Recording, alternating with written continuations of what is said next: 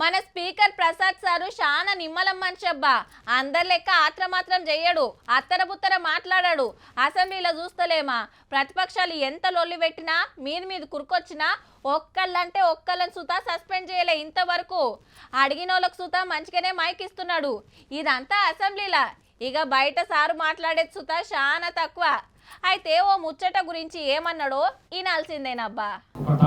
తండ్రి ఉంటే సంసారం ఎంత విచ్ఛిన్నంగా మారిపోతుందో, ఏ విధంగా అయితే కుటుంబం మొత్తము రోడ్డు పడే పరిస్థితి ఉంటుందో అట్లాంటి పరిస్థితి 10 సంవత్సరాల్లో తీసుకొని వచ్చిన పరిస్థితి. సమజైందా స్పీకర్ సార్ ఏమన్నాడో? తాగుబోతు తండ్రి చేయబట్టికి ఇల్లు ఎంత ఆగమవుతుందో 10 ఏళ్లలో తెలంగాణ సుధ గట్లనే తెరలైందట. ఇప్పుడు మళ్ళా ఒక్కొక్కటి సగబెడుతుందట సర్కారు.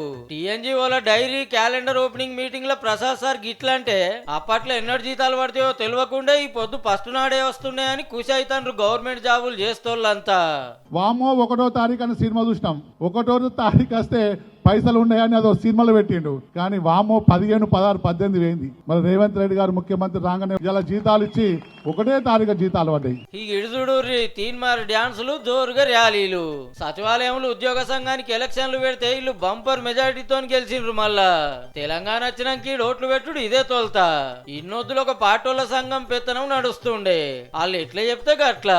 ఈ సచివాలయానికే స్వతంత్రం వచ్చినట్టు అనిపిస్తుంది. ఎందుకంటే గత 11 సంవత్సరాలుగా ఒక నియంత్రణ, ఒక సంఘం ఉండి ఒక ఉద్యోగి అక్కడ వెళ్ళి కలవాలంటే కూడా కలవలేని పరిస్థితి. ఫస్ట్ నాడు జీతాలు వస్తున్నందుకు మీరు, సచివాలయంలో స్వేచ్ఛ వచ్చినందుకు మీరు.